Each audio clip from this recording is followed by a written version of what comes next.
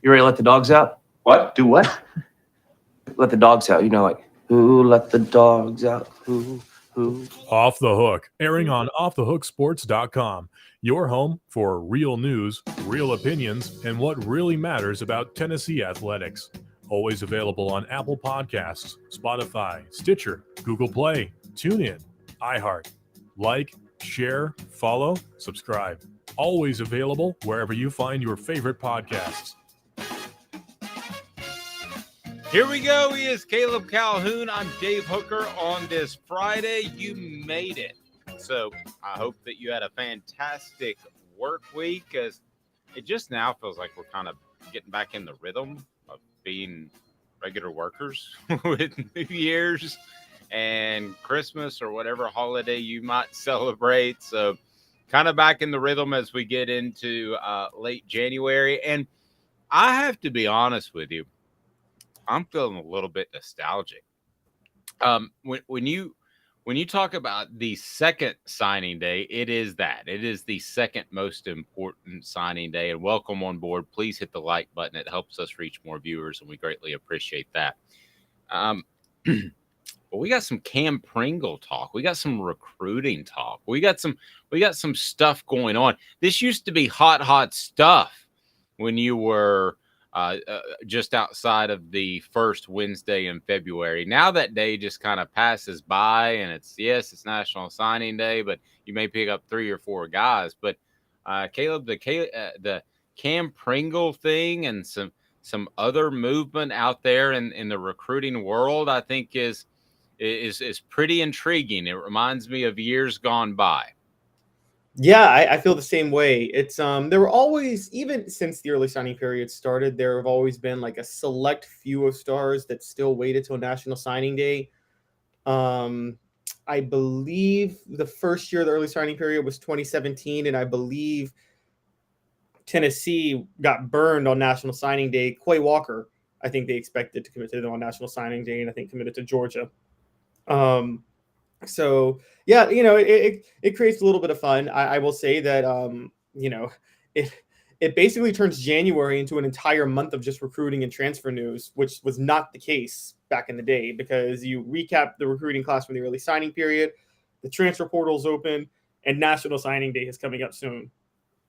Definitely. And Tennessee is, like every other school, going to be more involved with transfer portal stuff in January than they are going to be with just straight up recruiting, high school recruiting like it used to be. And I get that. And Tennessee, it was a bit of a surprise. We were actually on the air yesterday. I think you have to regrade if we were to do a grade of the transfer portal and Tennessee's success or lack thereof. So as a reminder, the portal closed on Wednesday, but you can still take people so that they don't get just lost in the portal. And our own Caleb Jarreau will join us a little bit later in the program, and we'll get a breakdown of where Tennessee is in the transfer portal and this class. But a breaking one yesterday, and another BYU transfer that I think can definitely fill an incredible hole for the Vols, that Tennessee just has to get better on defense. A report card on Tennessee's defense in 2022 will be up, and Caleb gave me the difficult one. He took the offense. Everybody's A something. On me, it was everybody C something at best. But definitely, I think based off what happened on yesterday, Tennessee is better off in the transfer portal than they were just a couple of days ago. And good morning to you, John. Good big orange morning from John Hill. What do you think of where Tennessee is in the transfer portal with their latest edition? Yeah, we were breaking it down yesterday, and I think adding Gabe Jeudy-Lally from BYU that puts them in much better shape. Particularly, you remember this, Dave. Last year they missed to a certain degree. They went for secondary help in the transfer portal, and they may have gotten one. They may have found one guy in Wesley Walker, but it sounds like they missed on Andre Tarantine. I don't know if that's true or not, but it sounds like that was just a whiff. And that's going to happen in the transfer portal every now and then. So they go back out this time and they pick a proven starter at 2 different schools. And we'll obviously have Jarreau come on a little later to break him down a little more. And I think that, but just on the surface, here's a guy who has started in the SEC, started at BYU this past year. And so there's a lot of proven experience that he brings to the secondary. Whereas last year, I remember, and I think Heupel's going to go this route more in the future. Last year when he went after Andre Turrentine, that was basically like getting another commitment. Turrentine was a 4-star DB who had played 1 year at Ohio State, barely played. That was all about potential. And now I think you see Heupel going more for proven commodities in the transfer portal more than guys with potential, if that makes sense. Even though I agree with you, I'm going to play devil's advocate for a second. Andre Turrentine, I really felt like him and Wesley Walker were a little bit overhyped. Now, Walker lived up to the hype, but let me play devil's advocate with Turrentine. He could still have a good career at Tennessee. You're talking about a guy that didn't play very much at Ohio State. I felt like because of the 4-star ranking and he had played at Ohio State, that when he comes in, Tennessee fans a lot thought, hey, he should start and he should be the guy. That certainly wasn't the case. He was nowhere really in the rotation or even close that we know of. So I think you're right, but it wouldn't stun me if Andre Turrentine was a factor this year. I think he has the physical ability, or am I reaching on Turrentine? Oh, you might be right on that. It could just be that expectations were set a little too high. Maybe he needed a year to just kind of figure it out. We see that a lot of times with players, particularly in the secondary, where they just really emerge out of nowhere sometimes. And so that might happen with Turrentine next year. I mean, it happened with, they say it happened with Danico Slaughter this past year, but I think the coaches talked him up a lot more than what I saw from him in game film, or Tamarion McDonald too. But to be fair, they got their way into the rotation, which they weren't really factors the year before. So you're right. The secondary is very fluid. Warren Burrell's coming back, by the way, from a season-ending injury, which we don't know what type of factor he'll be. I think the thing that's very clear with Tennessee, though, and this was the fundamental problem last year, and I still think it's going to be the fundamental problem this year. They don't have a number one cornerback. They don't have a cornerback that can guard the top receiver, and they haven't had one since Alontae Taylor left at the end of 2021. Agreed. No, and so go ahead. Yeah, Sorry, totally agree. No, it's okay. Yeah, no, I think that and when you don't have that, we look at Trey Flowers' NFL potential, and I think he actually has some NFL potential, but it didn't show because he was covering up for so many shortcomings at cornerback, which happens with safeties a lot of times.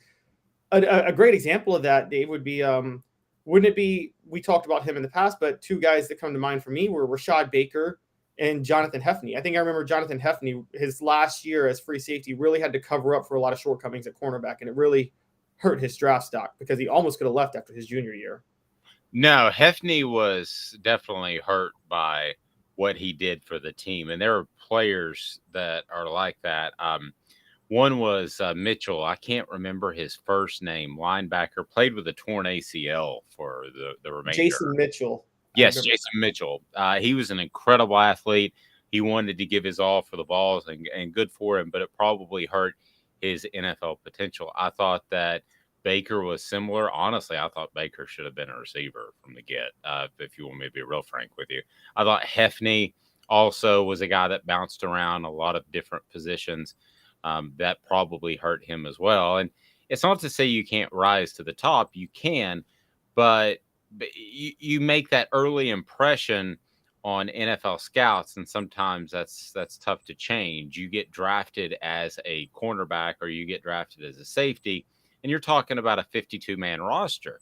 That's a lot different than having 85 guys. So you can get pigeonholed into that position, and it might not be the best position for you. You'll be in a great position if you go to Vols Automotive Group. Vols Automotive Group on Callahan, the epicenter of car buying, right there in Knoxville. Vols Automotive Group is absolutely fantastic. So check them out. They want what they need, and they appreciate your business, and just unbelievable when it comes to their integrity there, and same for their service department. They'll get your car running with what you need and not just with what they want to sell you. How about that? I hadn't even thought of Mitchell's name. By the way, hit the like button. It helps us. And if you haven't set your notifications on our audio channels, which is Apple, which is Spotify and all that, set the notifications on, because just in the past couple of days, We've posted interviews that we've had with Jacob Warren. We are always posting interviews with Cooper Mays and on and on and on. So a lot of stuff on there in addition to the Daily Show, which airs every day at 10.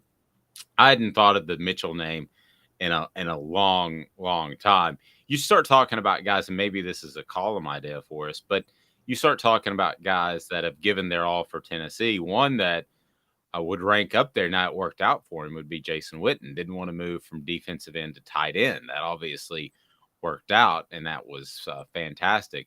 But there are guys who have clearly made decisions that do not help their pro future by decisions they make in college to play more or play different positions. That happens a lot, and we'll see if that continues to happen with NIL money, how that affects it. But certainly I think there are players that have done that before.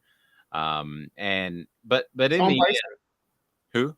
Sean Bryson comes to mind. Bryson could have been a running back at so many other places, and he willingly played fullback at Tennessee. No, he and especially okay. So he was fast. He didn't have the shiftiness to me, but he definitely could have played. He could have been a starting tailback at Tennessee. He could have been a starting tailback at any school in the nation. But especially, have you ever thought about Sean Bryson as a potential dot the I tailback in the Big Ten? Is that? Oh my God, he would have been perfect. I mean, you don't have to worry about the shiftiness as much. You're running between the tackles. You have power. You're punishing people with the combination of speed and power. That's crazy good. Yeah. I think of him as like he would have been the perfect Wisconsin running back. Wisconsin always get those north-south runners behind the elite offensive linemen. So, yeah. Travis brings up, and Travis, I'm not sure how old you are, but Jeremy Banks moving to linebacker got him to the NFL. Absolutely. So there are moves that help you get to the NFL that help the team as well. But Travis, I'll give you some more. How about this? How about Tennessee's entire starting linebacker core in '98? Al Wilson played tailback. Now everybody knew he was going to play linebacker in college, but Eric Westmoreland, Dominique Stevenson. I could go on and on and on of guys that did play tailback and were moved to running back. That was kind of the end thing to do, and they could learn it because John Chavis's defense wasn't really that complicated. So, Travis, that's good stuff. I like that. So, as far as Tennessee headed into the weekend, I think the one you want to watch more than anything is Cam Pringle. So now you have some experts predicting him to South Carolina based off his high school coach. Now he's out of Woodland High School in Dorchester, South Carolina. Based off of his high school coach, he was down to 2 schools and has made his decision. We'll have coverage of that Sunday at 2:00 on Off the Hook Sports. I could be surprised. We're talking about a 2024 young man. Certainly things could change, but I think Georgia is very much in there. They flew a helicopter to go see him like Lane Kiffin did in Atlanta one year.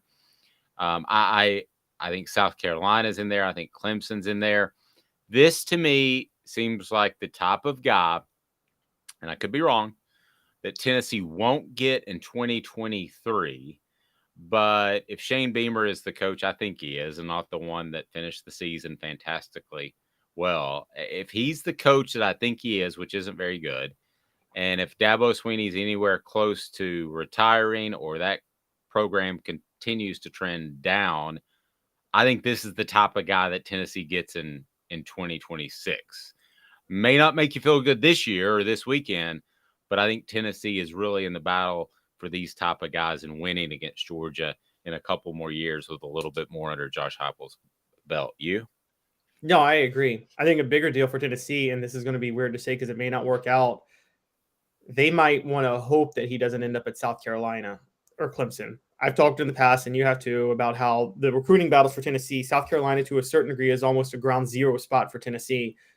And you're going to, Georgia's going to rack up elite recruits no matter what. But you need South Carolina and Clemson to kind of falter as programs if you want to stay where you want Tennessee to stay at. And so I think at that point, I think it's I think it's better for Tennessee if Cam Pringle commits to Georgia or Alabama than it is if he commits to Clemson or South Carolina. I would have to agree with that. Because I think if you're Tennessee in recruiting, you're kind of picking off the weak and the weaker, maybe I should say. I think South Carolina, and nobody's going to argue this, South Carolina and Clemson are weaker than Georgia is right now. So, yeah, I'm with you on that. It makes Georgia stronger. Would you rather him go to Georgia and Georgia be stronger, or would you rather him go to South Carolina and Clemson and maybe keep them at their state or raise them above? I hadn't thought of it like that, but you bring up a good point. Is he better off going to Georgia, and Georgia's just darn good anyway? Yeah, I think it's better off for Tennessee if he goes to Georgia. I mean, if he doesn't go to Georgia, is Georgia really going to is that really going to weaken Georgia at all in the future? No. Georgia's loaded with talent down the line, and that's not really changing anytime soon. Yeah, I don't think they're going to be in the 2025 championship game and say, man, if we'd have got Cam Pringle. The Buckeyes wouldn't have stood a chance had we had Cam Pringle. Yeah, they're not going to say that. They're not going to say that. South Carolina, on the other hand, might be like, man, we could have been a top 25 team this year if we had Cam Pringle as our right tackle or left tackle. They might be able to say that. Georgia's not going to say, you're right, that's not going to change with Georgia. So, Dad blame Cam, didn't get Cam, and everything goes off the rails. Portions of the program brought to you by Vassy Lawn and Garden. Man alive, it's worth the drive in Cleveland. If you need industrial mowers and you're in Knoxville, Nashville, Chattanooga, it doesn't matter. Especially if you're in Cleveland, they've got industrial mowers, they've got the commercial mowers, and they also have the residential mowers, blowers, and everything right there at Vassy Lawn and Garden. Man alive, it's worth the drive. And then a young man makes his debut. Your thoughts on what, I'll let you pronounce his last name, what Freddie was able to do in his first Tennessee practice on Thursday. Your thoughts? I mean, he looks like he's ready to go now. He's going to redshirt for this year, and then he's going to start in 2023, 24. But, he's a shooting guard. He plays very good defense, it looks like, which that, Rick Barnes loves defensive players. One of the videos, ironically, was him and our own Caleb Jarreau mentioned this, was him turning the ball over from Zakai Ziegler. That had to be a oops moment. That's not the one you want to go viral. Yeah, it I guess it fuels your feelings, Dave, that Zakai is one of those frustrating players, but he's who Zakai Ziegler is like, is he's like Manu Ginobili, where Manu, if you remember, was like, you wanted to, if you were a Spurs fan, or if you picked the Spurs to win, which I did a lot of times, you had moments where you were just like, get him off the court. Just stop. He's horrible. But then he's got a game in the playoffs where you're like, I want to buy him dinner afterward because he balls out and saves you. And I mean, 2013 NBA Finals, if Manu was on the bench, the Spurs probably win that. And LeBron, that's another ring LeBron doesn't have. 2014 NBA Finals, Manu balls out. And so it's kind of, you don't know what you're going to get. I don't have anything personal against Zakai Ziegler, and I root for most all college athletes to be the best they can be, but I can't stand watching that dude play. I'm just gonna be. Am I alone on that message board? People, hit the like button and let me know what you think, because Bull in China shop. Bullet. Oh, that's a good one, and so incredibly inconsistent. I mean, not just inconsistent from game to game, but half to half. I feel like if they split it into quarters, it'd be quarter to quarter. I mean, it just to me. And like on the verge of out of control at all times. Ron Slay, I mentioned Tony Harris's name. He agreed with me. Tony Harris was a guy out there, you had no idea what you were going to get on a particular night or afternoon on the weekend. You had zero idea. Yeah, Tony, I always get mixed on my feelings on Tony Harris because I know there's a lot of criticism of those Tennessee teams as underachieving. And I think Tony Harris really took the brunt of the blame for that 2000-2001 team, the biggest. But I think so much of that was horrible coaching by Jerry Green at the same time. And I think one of my favorite, can I tell you one of my favorite stories about Jerry Green? So can I tell you that I forgot to turn my phone off? One of my favorite stories about Jerry Green is right before the NCAA tournament. And this is so like the NCAA tournament game was like on a Friday, okay, the opening round. And so you've really got 3 days to practice because on a Friday game, yeah, but they would do the press conferences on Thursday. So you've got 3 days to practice once you know your opponent. And I'm not going to mention this reporter, but he's very esteemed, and you read him a lot, and he's one of the most talented writers, I believe, that has ever worked in East Tennessee. And so Jerry Green goes out there, and it's like he just didn't have time to put a plan together, and he goes, all right, and I do a pretty good Jerry Green impression. We're just going to do 2 hours of street ball. And that was the preparation on a Monday before the NCAA tournament. And they did. They just scrimmaged and went up and down the court, not running plays. It was fun to watch, but just up and down the court for 2 hours before the NCAA tournament. And the writer that I was referring to, who never curses and was one of the greatest men I know, said, GD, this is bleeping ridiculous. So what you're saying is everything negative said about Jerry Green sounds like it was true. He just rolled the ball out for a bunch of players that Kevin O'Neill got for him. My other I'll illustrate it with this. My other favorite story about Jerry Green is, remember, he was accused on ball calls of playing golf during the season. Do you remember that? I don't remember that. I know the whole go to Kmart reference that. I didn't know the golf. Yeah, that's a good one too. That's a good one too. But the golf thing was around that time when it was getting hot. And so Jerry Green said, just out of nowhere, he may have had a couple of pops before ball calls every night because he would do it by phone. I think he had, maybe a martini or 8. And so he would just insert things that weren't even asked. Poor Bob Kessley, and I felt sorry for him. But one thing he said, and Bob, before I get off here, I just wanted to answer the question if I played golf during the season. And I'm like, oh, don't go there. I'm listening on a lot of radio driving home. And he goes, well, I've never played golf during the season.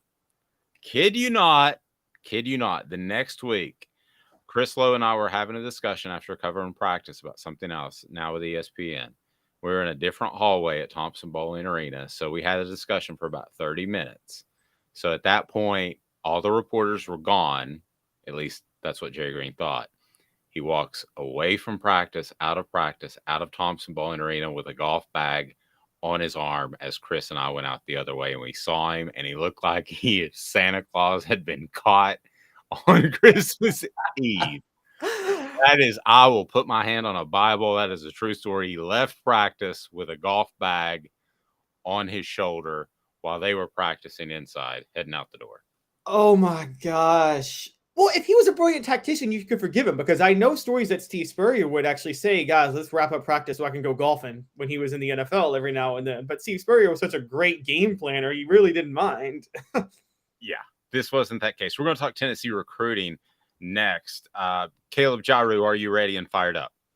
Oh, yeah. Let's get it done. All right, we're going to get it done in exactly 2 minutes. Hang tight. Guardian Investment Advisors is who you need to get in touch with when you're thinking about where to put your money. They'll show you where to put it and why. Guardian Investment Advisors, go to GIAplantoday.com. GIAplantoday.com. Talking recruiting next. Hit that like button so we can get more people on board. If you haven't subscribed now, what do you think? And you got to do that. So we're breaking down Tennessee football recruiting and where they stand, as we are roughly 15 days, I believe, away from National Signing Day Part 2. Back in 2 minutes. Guardian Investment Advisors. Has risen to the highest level in over 40 years, according to the April 2022 U.S. Inflation Calculator. Will your investments provide you the income you need in retirement? Are you losing purchasing power of your savings due to inflation? Simply stated, if the cost of goods and services are 8% higher and you're only earning 4% in your investments, that money buys you less of what you need. Right now is the time to act. Call Guardian Investment Advisors today. Hey folks, Gary Viles here. I want to personally invite you to North Knoxville's newest sports bar and restaurant. It's Big Orange Phillies, located in Black Oak Center. And yes, folks, it's happening in Halls. Big Orange Phillies offers family-friendly environment with homemade meals and the best deli-style subs around. Billiards, darts, jukebox, shuffleboard, and cornhole, and a full bar. We also offer valet parking on weekends and during special events. We even have a covered back patio. It's happening at Big Orange Phillies. We want, we need, and we appreciate your business. Hi, Mike Davis here with City Heating and Air, reminding you to always dare to compare. Our team provides quality local heating and air service, installation, and maintenance across East Tennessee. We use only the best equipment like American Standard heating and air conditioning for your residential, new construction, or commercial needs. Honesty, dependability, and customer satisfaction have been the cornerstones of our business since 1961. City Heat and Air. Dare to compare. Chattanooga, we're at it again. For the 5th year in a row, you voted us best of the best criminal and DUI law firm. And finalists for best law firm and best personal injury firm. Thank you for the love, Chattanooga. We won't let you down. Do you want to own the more that owns every job? Then get to Vassey Lawn and Garden in Cleveland and get you a Toro. I'm David Vassey, here to talk to you about Toro. With a Toro Zero Turn, you'll get more out of every minute and you'll reach the finish line faster. At Vassey's, we like to say, no matter if you're mowing 3 acres a week or 11 lawns a day, homeowners and business owners alike find confidence in equipment they can trust from top to bottom. Vassey Lawn and Garden, Highway 60 North in Cleveland. Man alive, it's worth the drive. Got cataracts? We can fix that. Never miss another moment. With a little help from Doctors Campbell, Cunningham, Taylor, and Hahn at cctieyes.com. I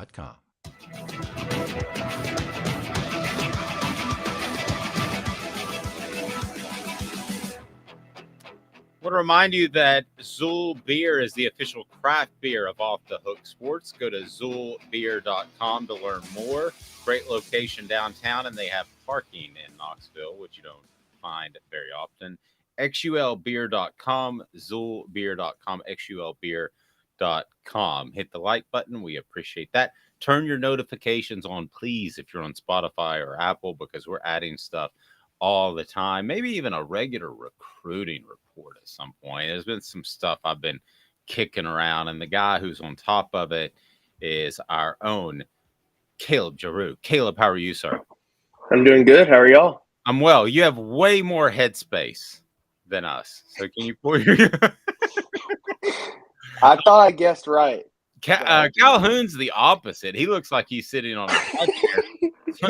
Compared to me. I look at the video, I'm like, man, Caleb's kind of like Johnny Carson. He's got the big high seat where he looks down on his guest. But he's just very tall and handsome. Very tall and handsome. He's had 8 wives like Johnny Carson. But I don't think that's he's just one. One is enough. Yeah. I mean, well, I didn't say multiples at the same time. Travis said Jarreau needs a booster seat. He's not that young. But you have to be young to cover recruiting. Cam Pringle, a guy that I know Tennessee would love to add, is going to make his announcement on Sunday. What can you tell us about that young man? He is massive, 6'7", 338, and right now he goes to Woodland High School in Dorchester, South Carolina, and right now he's playing center for them on the basketball court. So imagine a 6'7", 338-pound offensive lineman coming at you going for a rebound. But he ranks as the #1 offensive tackle out of South Carolina, #1 recruit. He's top 50 in the nation. He's #1 recruit out of South Carolina. He's top 50 in the nation. And then his top 6 consisted of Tennessee, South Carolina, Clemson, NC State, Georgia, and Florida. So all of these coaches have been taking trips down this week to see him. Kirby Smart was there. Shane Beamer brought his offensive coordinator, offensive line coach, tight ends coach, and himself all down to Woodland for one of Cam's basketball games. And the crazy thing about all this is these coaches aren't allowed to talk to Cam when they're on Woodland's campus. They're not allowed to contact 2024s off of their college campus. So really they're just going to watch him and make an appearance, and then they leave and call him, I guess, from the parking lot and talk to him. So he's also expected to see NC State's offensive line coach today, and I'm pretty sure Josh Heupel will make an appearance either at his basketball game tonight or at Woodland High School today. So obviously he's a South Carolina kid. It seems like he's leaning South Carolina. That's what 24/7 Sports, Brian Dawn, their national recruiting guy, that's what he predicts, is that he'll become a Gamecock. I've also seen a lot of people think that he's a Clemson guy as well. He's been flirting with them since he started his recruitment. So that'll be interesting to watch. I don't think Tennessee's in the best place, but Heupel will be there today, and I'm sure they'll talk, and we'll see what happens on Sunday. John asked somebody that want to get to Calhoun, eating dry Cheerios from a Tupperware bowl. Is somebody doing that? Are you guys doing that? Is that you? I have no idea what that comment means, but I do that on occasion. By the way, the helicopter thing with Kirby Smart, is that just showmanship, or is that like really like a thing? Because Lane Kiffin did it way back when. Calhoun, I'm sure you remember this. I remember that. And first of all, the helicopter looked like it was from MASH. I didn't know that it was going to. I didn't know that it was going to make it from one spot to another. I mean, it didn't. Do you remember that, Calhoun? It did not look safe at all. I mean, it was like a little two-seater. Oh, I didn't know what the helicopter looked like. Oh, okay. So John says eating, because you said I was sitting in a high chair, so eating. Oh, I got you. Well, okay, so yeah, I understood, and I happened to be in Atlanta, actually looking into NCAA violations by Lane Kiffin, but I understood because of the traffic why you would want to go from one high school to another. But just on like when did Kirby Smart do this? This was yesterday. And he's got the big, nice helicopter. They land on the field. Just everybody. Is that really for logistical purposes to get around? Or is that, I'm cool, I'm Kirby Smart, I have a helicopter and you don't? Well, he also took his helicopter to visit Tennessee now early enrollee Shamarad Umarov, who lived in Alpharetta. And he said when Kirby Smart landed on his football field at lunchtime in the middle of the school day, all the students were clamoring to find out who was flying a helicopter under their school. And also Shane Beamer and his whole offensive staff landed a helicopter in the front lawn of Cam Pringles High School. I guess that was either Tuesday or Wednesday now. So let me ask. And I don't know what, because I don't think I've never been to Columbia, but I don't think there's enough traffic going from Columbia to Woodland to warrant a helicopter. We're one of the worst stadium experiences in the SEC, Columbia. Really? I had a great time there. You don't like Sandstorm? There was nothing but a Bojangles within miles of the stadium. It's like it's designed for tailgating, which is fine, but I'd like a few bars within walking distance. Damn. No, that is true. It's off in the middle of like a train yard. Yeah. We'll give you that. And signs that say "Go Cox" everywhere. They're not shameful of that whatsoever. And I mean, they just dropped the game like 50 years ago. They'll just go with Cox. And and they have fantastic mustard barbecue sauce. But my thing is, you fly in this helicopter. I get it for, to get around in traffic, because Lane Kiffin one time, I think he saw 6 high school games on a Friday night. I get it. You could not have gotten through all around without a helicopter. So he take this little whirly bird that he's lucky he didn't crash and die in. But Kirby Smart has the real thing, man. This thing looks like it is, oh my gosh. What you might remember this, Calhoun. What was the helicopter that had rockets on it and that flew around and all that stuff? It was basically a knockoff of Knight Rider in the 80s. Do you remember this? Dave, I was born in 88. I wasn't watching 80s TV shows like old. All right, so, okay, so but let me ask you this. Is it more the image, do you guys think, or is it actually, hey, I need to get from place to place? Because I think it's image. I think it's image of showing up in a helicopter. I think it's the fact that we retweet it. What do you all think? I think it's the I think it's the image, because I mean it was Wednesday, June 19th, or January 19th, excuse me. Like, it's not like he's going high school to high school in South Carolina this early and trying to pick up guys. So I don't think it's that. Now, I also don't think, would Kirby Smart take it from Athens to South Carolina? Or is he getting there and then fly? I don't know. I think it's the image. Now, if you like Lane Kiffin going high school to high school makes sense. And if it's his old helicopter 2-seater that barely flies, then I don't think he's really trying to impress anybody with that. He might just be trying to make it from game to game. But I don't think in January that taking a helicopter is for anything other than looks. Get the school talking. Who was Lane Kiffin picking up in that 2-seater in the helicopter? Okay, sorry. Well, that's true. And did he crash in the helicopter and the police let him go? That's the other. Did he have a couple of co-eds? By the way, it's Airwolf, guys. And if you haven't watched Airwolf, that is the greatest helicopter drama series of the 1980s. Now, the list is short.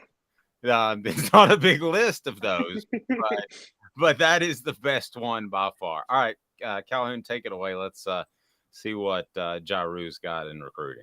All right, Jarreau, I want to move to yesterday because we were doing the show live when BYU transfer Gabe Jeudy-Lally transferred to Tennessee.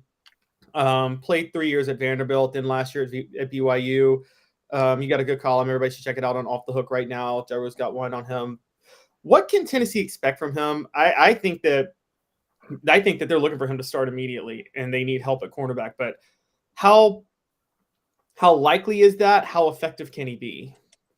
I would be very surprised if he didn't start immediately because, I mean, you look at the list of guys who they have coming back at cornerback, and it's really not anybody – I don't want to say decent, but Tennessee's Jeudy-Lally on PFF, Pro Football Focus, graded about 27-ish among eligible cornerbacks. So he wasn't in the top group that's going, and he wasn't anything special, but he was a lot higher than Tennessee's highest guy who fell in the 80-90 range of eligible cornerbacks. And that was their highest graded guy.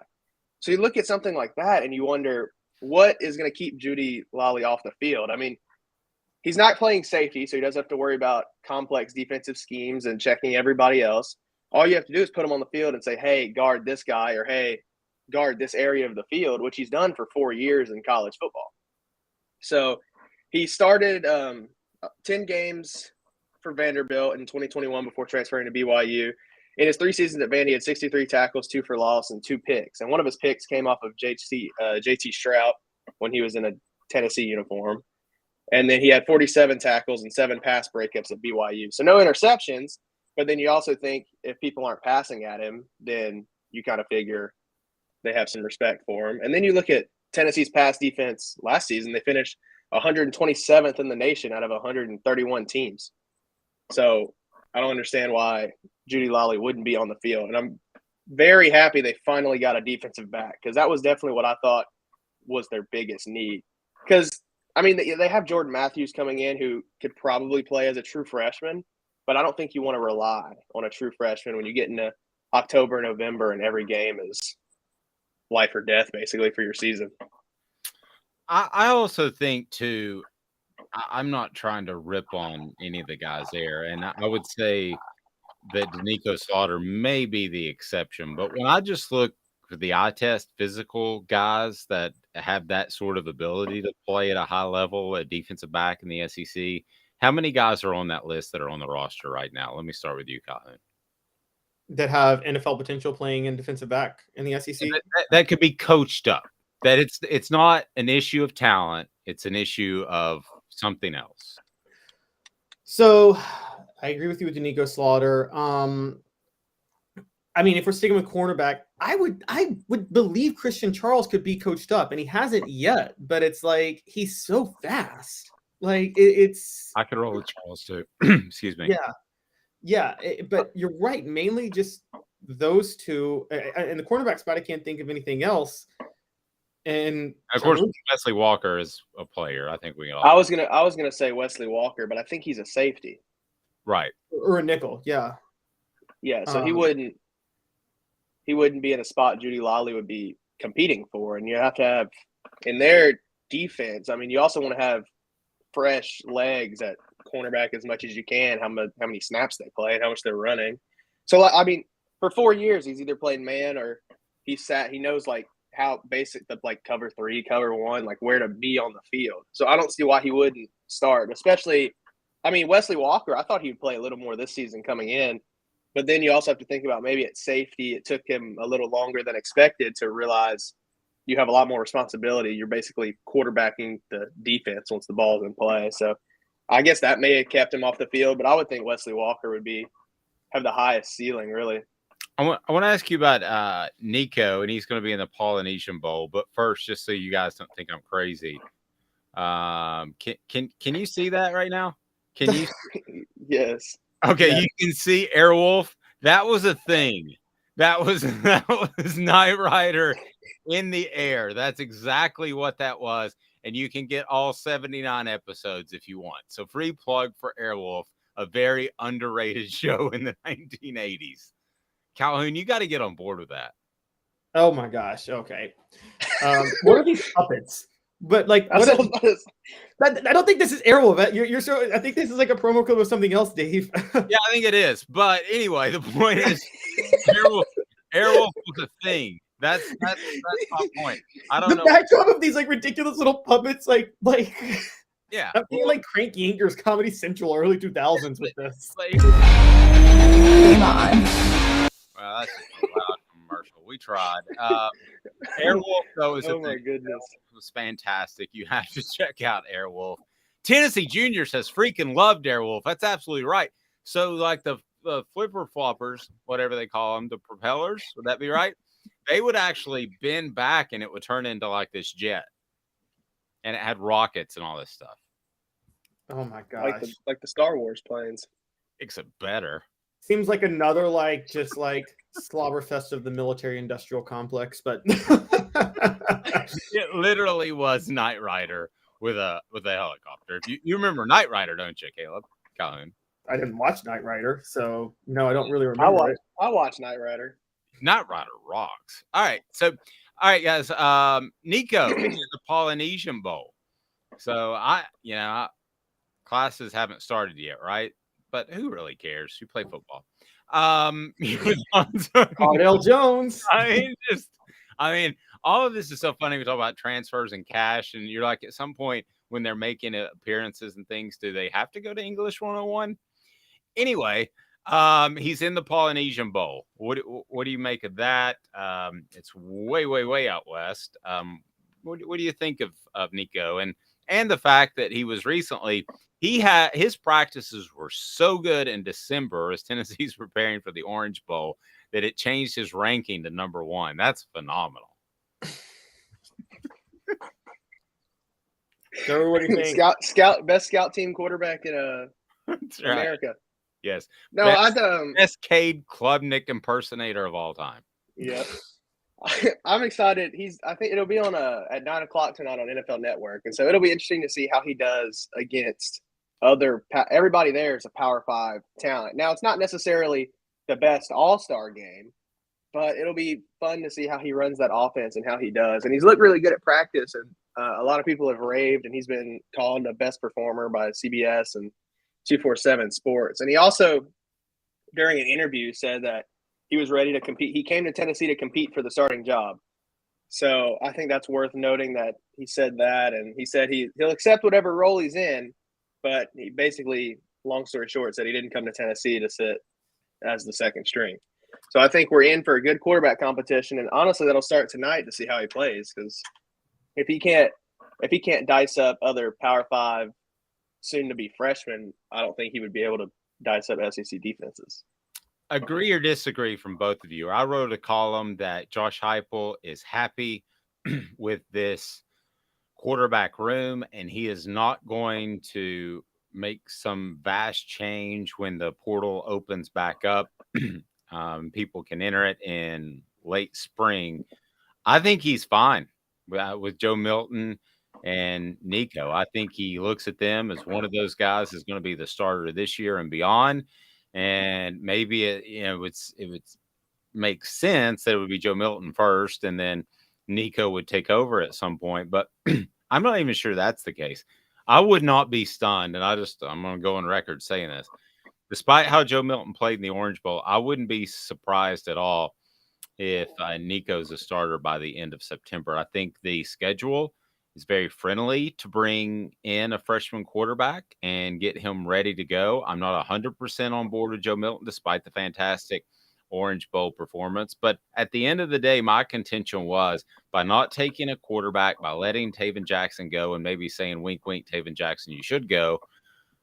I think those are his two dudes, and he wants to split snaps in spring practice between those two guys. Any disagreement or thoughts on that? Travis says it's Bazooka's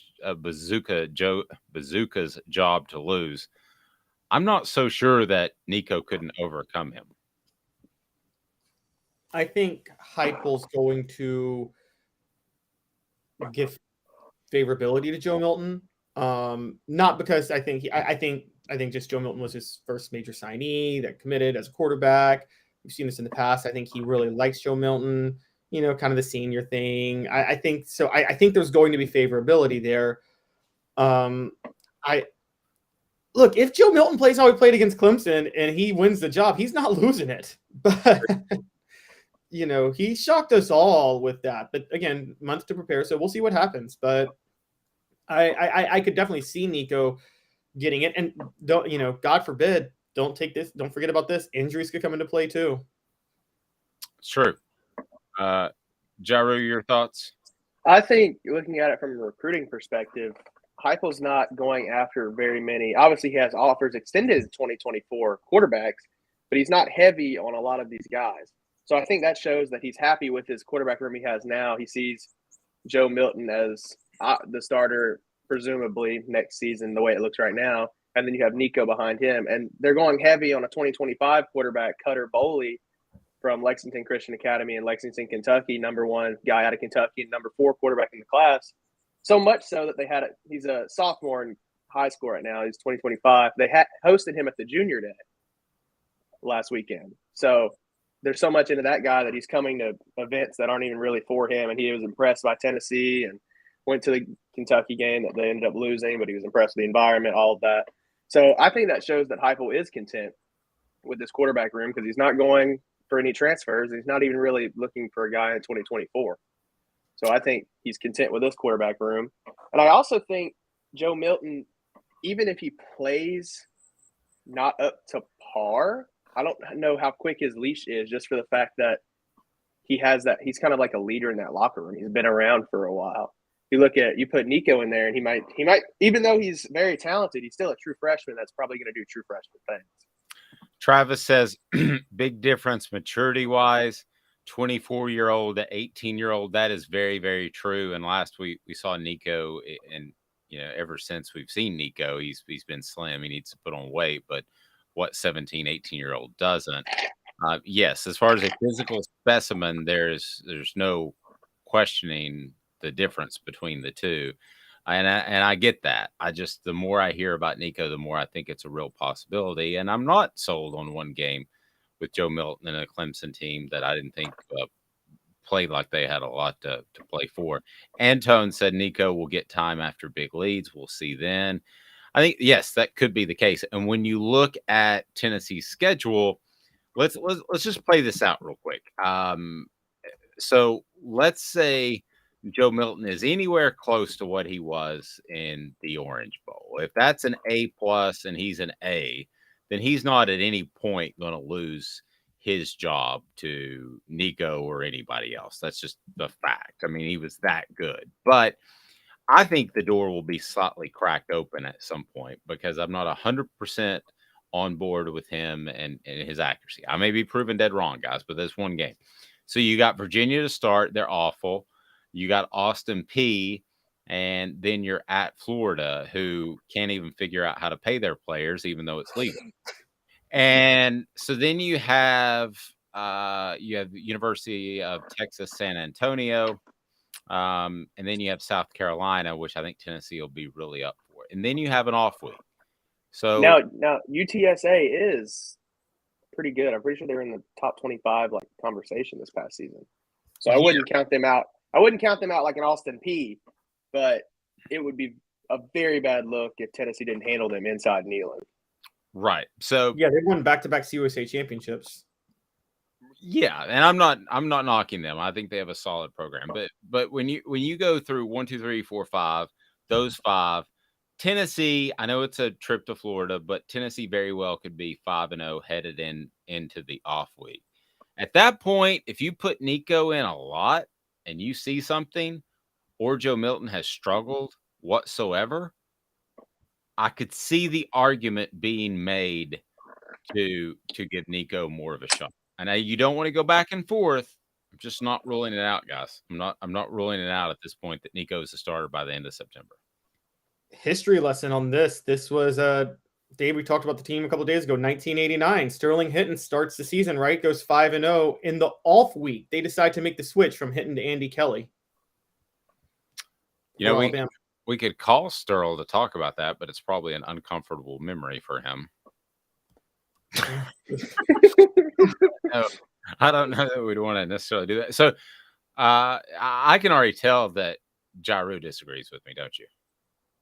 Yeah, I don't know. I do think it's Joe's job to lose, and I mean he's the mature guy. Even in this offense, like if he would have to play really bad to get replaced. I mean, it's such a quarterback friendly offense. You sit in the pocket, and if the safety goes right, you throw left. If the safety goes left, you throw right. If he can't get that down, then he doesn't need to be on the field, I guess. But it's predicated on the deep ball. The passing offense is predicated on the deep ball, and although we saw some great intermediate routes, we only saw one deep ball to Ramel Keaton, who was bare. I'm not 100% sold yet. In this offense, if you are 3 of 10 on deep balls, that's 3 touchdown passes. Well, that's fair. I mean, that's fair. Caleb, Jarreau, we look forward to your coverage throughout the weekend, and you've got something coming up on Cam Pringle, and we'll see where he ends up. I think it'd be a big pickup for Tennessee. I think it's the kind of battles they'll win in the coming years. I just don't know that it's this weekend. So great stuff as always, man. Keep up the great work, and we will talk to you soon. You're a fantastic individual. See y'all later. Thank you, sir. We just takes that. Oh, killed the wrong Caleb. There we go. All right. There we go. Wrong Caleb died. Yeah. Jarreau just said, see you later. He didn't even like the deadpan joking. Travis says, only way he gets pulled if he loses to Florida. That is something to think about. That's the circled game right there. Florida. Yeah. So would you change your tune a little bit if that were the case? Depends on how they lost. I mean, if they lose to Florida the way Tennessee lost to South Carolina this past year, I wouldn't pull them. But, we'll just have to see how it goes. This is the theme song to Airwolf. What do you think? It sounds exactly like an 80s show. This is exactly what you thought it would sound like. Yes. Aerial coverage brought to you in part by AndyMasonRealEstate.com. Go to AndyMasonRealEstate.com. But in all seriousness, when it comes to Andy Mason, he is going to take care of you and your real estate needs. Over 40 years of experience in that office, and AndyMasonRealEstate.com. Andy Mason has the best prices and the best service in the industry. It doesn't get any better than that. Why this weekend is so important for the Vols, and why a newcomer might very well change their shorter-term future. We'll talk after this. Stay tuned. This is a production of Off the Hook Sports. I'll remind you that Campbell, Cunningham, Taylor, and Hahn is where you need to go for your vision needs, and they'll take care of you because they're local. Back in 2 minutes. Sun, sand, and salt water, the beach is a very relaxing place.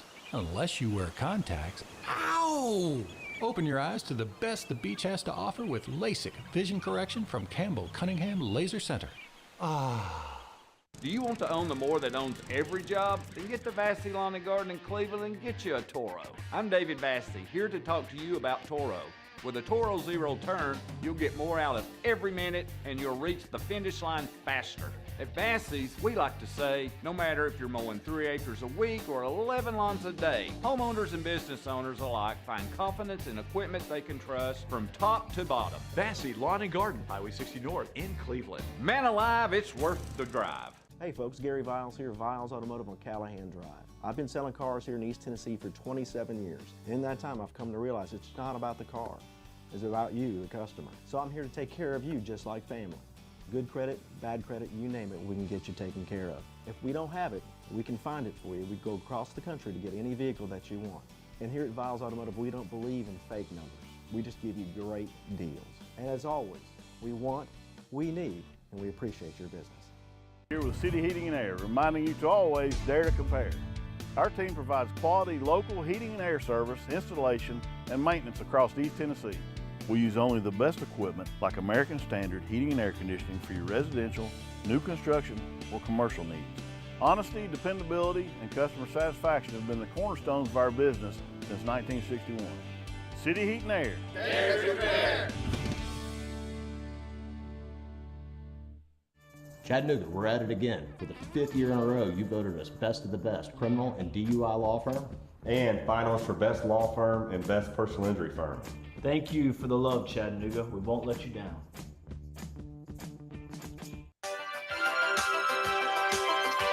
You just can't get enough Airwolf. If I've said it once, I've said it a million times. You just heard from Zach England of Best of Brock. Zach's got your back, personal injury attorney in the Chattanooga area, and there is none better to go toe-to-toe with those insurance company lawyers that are pretty well funded. Well, Zach England of Best and Brock and the Best and Brock team can take care of you. Zach's got your back. All right, so I want to get to the transfer portal players that Tennessee lost. Taven Jackson, we mentioned. John wanted to ask about any chance of landing the cornerback from Ole Miss that is in the portal. Caleb, let me turn this to you. I'm not sure if you're familiar with him or not, but also want to address the players that Tennessee has lost to the portal, Taven Jackson being one that I don't think was going to be much of a factor. Would have been nice to have depth, but I think Tennessee is very comfortable turning spring practice snaps over to Joe Milton and Nico as well. So I think that's the direction they're going to go. Portions of the program brought to you by City Heating and Air Conditioning. Integrity matters. City Heating and Air, cityheatandair.com. So are you familiar with the cornerback from Ole Miss that's currently in the portal, Caleb? So there are two, funny enough, defensive backs that have hit the portal. One was cornerback Davison. I'm going to pronounce his name wrong, but Igbenason, I think. Igbenason. And then there's a safety in Tyshim Johnson. And so the question comes is, could they steal either one of them? This news actually broke right before we found out about Gabe Jeudy-Lally committing to Tennessee. Now, Tyshim Johnson, the safety, apparently Tim Banks recruited him when he was at Penn State, and Willie Martinez recruited him when he was at UCF with Josh Heupel. So lots of connections with Johnson. The cornerback, Igbenason, actually, he's from Jersey. He was also recruited by Banks and Martinez separately. And he took an official visit to Tennessee back in 2021 when they beat South Carolina 45-20. So there are definitely some ties to both of them. I think Vol fans would love nothing more than to upgrade their position of need that they need the most, and doing it at Lane Kiffin's expense. But at the same time, I got to say, I think usually when players enter the transfer portal, even at Ole Miss, they're entering it because they were struggling playing there. And if you're struggling playing at Ole Miss, are you really going to be able to play at Tennessee? Maybe. Their secondary was god-awful last year, so it's possible.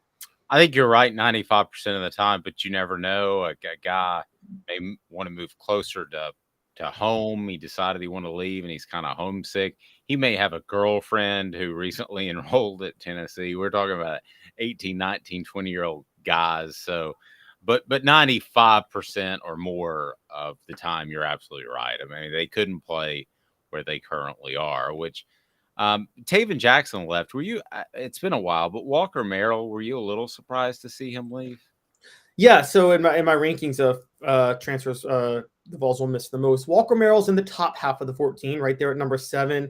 I think mainly because not including Dante Thornton, who just transferred, but among the players we know are in the system right now, we know Merrill would have been 4th on the depth chart this year behind Brew McCoy, Ramel Keaton, and Squirrel White. Now, Dante Thornton changes that because Dante Thornton is, to me, still the scariest thought ever, him and Josh Heupel's offense, so that puts him 5th. But, being the 5th receiver in Josh Heupel's offense, you're one injury away from being a regular rotational player, quite honestly. So, a little bit shocking.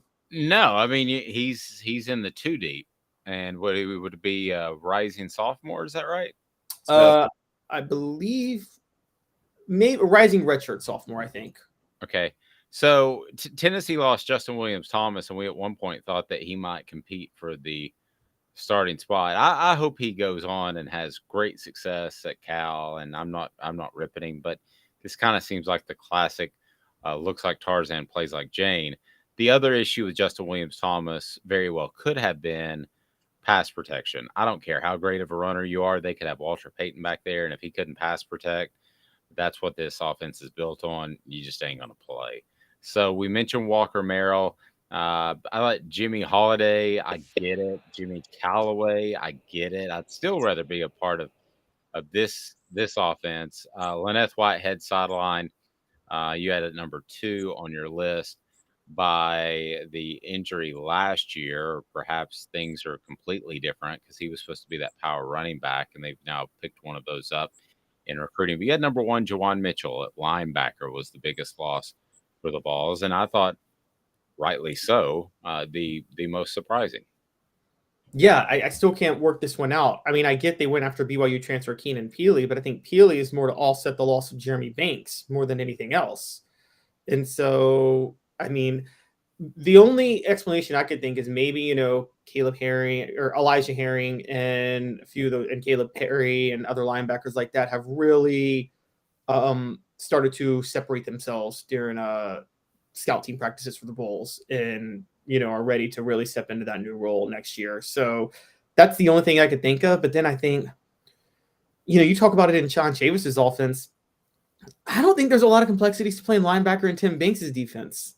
Or John Chavis's defense, excuse me. I don't think there's a lot of complexities to playing linebacker in Tim Banks's defense. So, isn't that one you should be able to figure out pretty easily, even as a freshman? I actually think it's more difficult because of the twists and stunts they do up front that sometimes involves linebackers. But you're comparing a defense to what I thought was one of the most simple defensive approaches of all time. So I'm not saying it's difficult to step in Banks' system. I'm saying it's just incredibly easy to step in Chavis' system. If you're an athlete and you have a rough idea where to go, you're good. Anton saying, can Heupel fly in like Robert Duvall in Apocalypse Now with the music blaring, fight fire with napalm? Hey, I'm all for that. Just get in there. You remember that scene is still with the dude surfing and there's, bullets that are hitting Duvall about 6 feet away. I'm sure you've seen Apocalypse Now, right? No, Dave. I have my God. God. I told you I don't really like war movies. I got to be honest, except for Star Wars. But Anton, would you agree with this, that the ending of Apocalypse Now is incredibly disappointing? I just thought it was kind of okay. The rest of the movie was fantastic. Give me a hit on that on the message board. Big Orange Philly's great place to watch the NFL. You can see the Cowboys get beat because they were jobbed by the NFL because they get 6 days of rest and the San Francisco 49ers get 8 days. The NFL has such an agenda against the Cowboys. They do. They absolutely do. And you can watch it right there at Big Orange Philly's on Maynardville. That's not one of the teams that they want to see. At Maynardville. Well, the system is wrong. It just did not. It hurt the Cowboys, but it's that Monday night game is just wrong. But they don't do it at the end of the regular season, but they do in the playoffs. Anyway, Big Orange Phillies on Maynardville Pike, the place to be. Hit that like button if you can. If you're on board now, it'll open it up to more people throughout the day. But Big Orange Phillies is on Maynardville Pike. They've got billiards. They've got darts. They've got it all. Cornhole. You're going to love Big Orange Phillies, and they're just fantastic. Great family environment. All the TVs you could possibly imagine to be able to see what you need. And also, the food is fantastic. How about that? Have a fantastic day, everyone. We'll see you Monday each and every day at 10 o'clock. If you're out and about, and you're not watching on YouTube, please set your notifications on Spotify, Apple, wherever you get your podcasts. We're there. We've got an app that's supposed to come out very soon, and we would love for you to be a part of that. But set those notifications on YouTube because we're adding things all the time, be it Ron Slay, Jacob Warren, Cooper Mays, and a big time audition coming up in February. Antoine said, I think the ending was fitting. The Doors, This Is the End was unreal. That is a phenomenal song. So you won me back over. I do like the ending of Apocalypse Now. Thank you, Antoine. Last thing, Orange Storm said, what are the chances we land A.D. Mitchell? The Georgia transfer wide receiver. I don't think he's going to end up in Tennessee. But, I mean, he could. I mean, if you're a wide receiver and you think you can start immediately, I mean, yeah, you pick Tennessee. But given how loaded Tennessee now is with elite prospects at that position, I don't think he'll end up there. And I don't think Tennessee Tyball's going to lose any sleep over not getting him. How is Amanda on a beach and pregnant? So I don't know how that goes. I feel very fortunate to be a male. Caleb, have a fantastic weekend. We'll talk soon. And coverage of the announcement, Pringle, over the weekend, a lot on offthehooksports.com. So check it out. For Caleb Calhoun, Caleb Jarreau, I'm Dave Hooker. This has been a presentation